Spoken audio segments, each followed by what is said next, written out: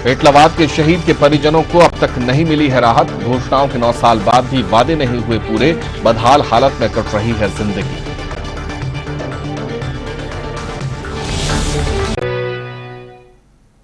खास खबरों में एक बार फिर आपका स्वागत है। आज ही के दिन सन 1906 में शहीद चंद्रशेखर आजाद का जन्म हुआ था।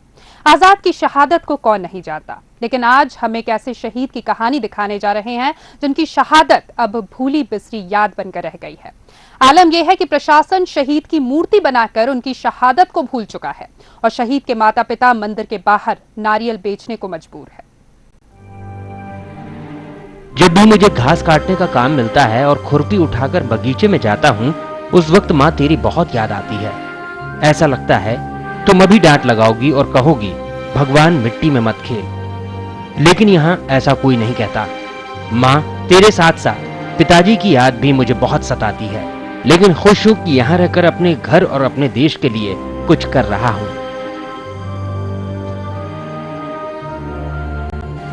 ये उस खत का मजमून है जो एक बेटे ने अपनी माँ को लिखा था। ये पेटलावत का वो बेटा था जो देश की रक्षा करते हुए शहीद हो गया। उसकी शहादत के बदले उसके परिवार को मिला नदी की डूब में आने वाला ये कच्चा मकान और माँ बाप की बेहाली और परिवार की बदनसीबी।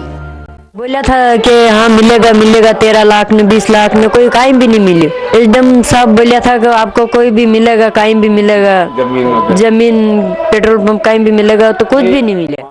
पेटलावत के Bhagwan Lal Mindkiya Tripura state rifles paramilitary force में पदस्थ थे, जहां घुसपैठियों का सामना करते हुए वो शहीद हो गए। बकौल परिजन उन्हें लाखों रुपए की मदद, नौकरी और जमीन देने का वादा किया गया था, लेकिन कुछ नहीं मिला। अब घर चलाने के लिए वो मंदिर के बाहर नारियल बेचते हैं। कहीं कोई सरपंच मंत्री साहब, कहीं किसी साहब कोई नहीं। मान सम्मान मिलता है आपको? हाँ मान सम्मान यहाँ नहीं करे पंचायत वाला, कोई नहीं करे यहाँ गाँव का। मेरा घर के सामने ये पानी भरे साहब, हम कभी कभी तो रपट पर गिर जावा, ऐसा पूछे कोई कहीं कोई नहीं। और गंदी गंदी पानी आता है, हम बीमार भी हो जाते हैं। मतलब की नौकरी भी नहीं मिली अभी तक, और जमीन को किराया की जमीन मिलेगी आपको, जमीन भी नहीं मिली। अभी तो सब बहुत खराब है। मजदूरी रेट पे कर रही हूँ, स्कूल में चपरासी हूँ। माता पिता क्या करते हैं? माता पिता खेती करे और मंदिर पे नारियल की दुकान वगैरह लगाते हैं। झाबुआ जिले के तारखेड़ी के इस वीर सपूत की याद में एक मूर्ति स्थापित कर दी गई है, जिसके बाद उसकी शहादत को बिसरा दिया गया। लेकिन बेटे के लिखे ये पत्र आज भी माता पिता को उसकी याद दिलाते हैं, जिसकी शहादत सेना और प्रशासन के लिए महज एक फसाना बनकर रह गई है। मुकेश सिसोदिया, बंसल न्यूज। किसी शहीद की शहादत की याद में उसकी मूर्ति बनवाना वाकई में उस शहीद के प्रति सम्मान दर्शाता है, लेकिन फिर उसकी शहादत को भूल जाना ये क्या दर्शाता है? इस वक्त हमारे संवाददाता मुकेश सिसोदिया हमारे साथ जुड़ चुके हैं। मुकेश, आपसे जानना चाहेंगे, जो वादे किए गए थे, जो आश्वासन दिया गया था, फिर वो पूरे क्यों नहीं हो पाए? जी, मैं बताना चाहूंगा कि जो वादे इनको दिए गए थे, शव के साथ जो अधिकारी कमांडेंट जो आए थे, उन्होंने बड़े बड़े वादे किए थे इनको कि आपको पेट्रोल पंप मिलेगी, 13 बीघा जमीन मिलेगी, नौकरी दी जाएगी सरकारी, उसके बाद आपको 19 लाख रुपए नगद मिलेंगे। उसके बावजूद भी इनको आज तक कोई भी सुविधा मुहैया नहीं कराई गई है। ये मजबूरन होकर नारियल बेचने के लिए मजबूर हो रहे हैं। जी मुकेश, क्या उसके बाद कभी दोबारा प्रशासन को उनके वादे, उनकी कस्में याद दिलाने की कोशिश परिवार वालों ने की?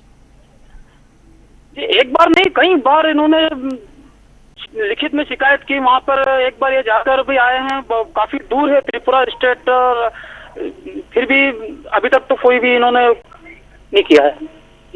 जी मुकेश, और अब किस तरह से गुजर बसर चल रहा है परिवार वालों का? बहरहाल संपर्क हमारे संवाददाता से टूट गया है, लेकिन वो यही बता रहे थे कि किस तरह से आज बदहाली का जीवन जीने को मजबूर है शहीद के माता पिता। एक बार फिर जुड़ चुके हैं हमारे संवाददाता मुकेश सिसोदिया। मुकेश, अब किस तरह से जीवन गुजर बसर कर रहे हैं और क्या कुछ उम्मीदें अब भी बाकी है परिवार वालों में?